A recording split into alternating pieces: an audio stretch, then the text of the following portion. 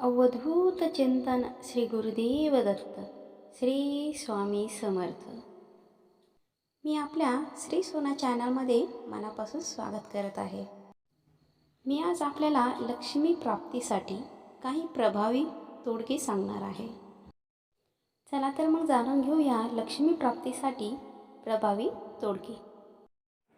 दररोज घरात श्री सूक्त पठण केले असता त्या घरात धनधान्याची कमतरता पडत नाही.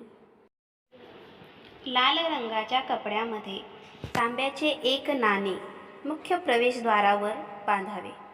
घरात सुख, शांती व धनाची वाढ होते.